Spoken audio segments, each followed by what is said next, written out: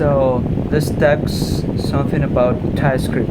I want to know something about it, and that you made me questions to see if I'm learning. Of course, TypeScript is a superset of JavaScript that adds static types so you catch errors earlier. What would you like to understand first? Maybe how types work or some benefits of using it? Some benefits of Unicid on how types works. Both. Sure, no problem. A big benefit of TypeScript is that it helps you catch mistakes at compile time rather than at runtime, so fewer bugs. And types work by letting you define what kind of data a variable should hold, like a string or a number. So to check your understanding, can you tell me what happens if you try to assign a number to a string variable in TypeScript?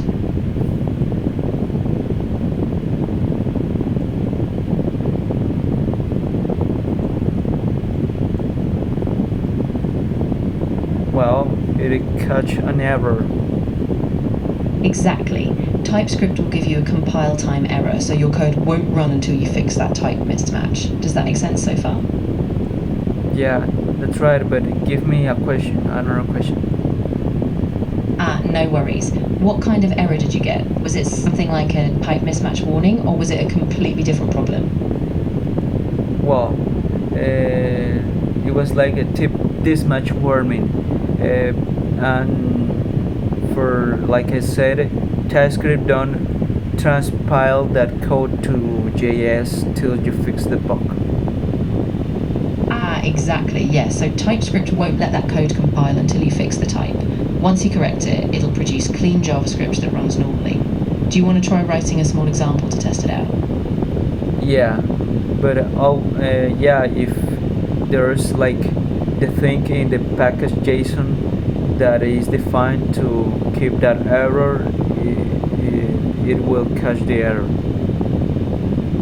Exactly, yeah. If you have a TypeScript check script defined in your package.json, like a build or a lint step, it will stop the process as soon as it sees a type error. So do you have a script like that help, or do you need help adding one? No, I like to give you a small example to test that out. That sounds great. Go ahead and share your example, and then we can see how TypeScript handles it. I'll be here to help if you get stuck. No, you told me that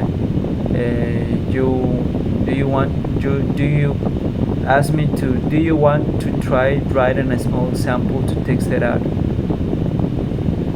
I see. Yes, exactly. If you want, you can write a simple TypeScript snippet, like a variable with a type, and we'll see how it catches errors. What kind of example do you have in mind? Maybe a simple function or a variable at the moment? Give me one example. Sure, here's a simple one. Define a variable called age with a type of number, and then try assigning a string to it. For example, you could say, let age number is 25. TypeScript will then give you a type error. Does that sound like a good test?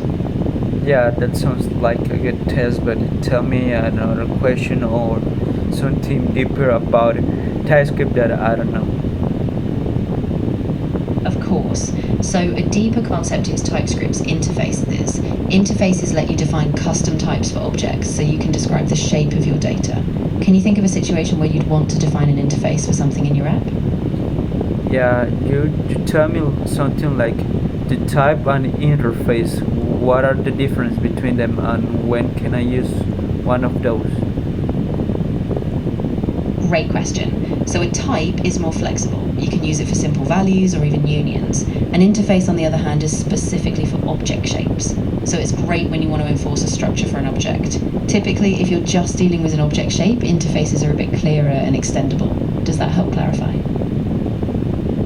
Okay, so type are more flexible, and the other is more like restricted in some way. So give me an example of how to use it. Exactly. So, for example, if you have a type, you could say type ID is a string or a number.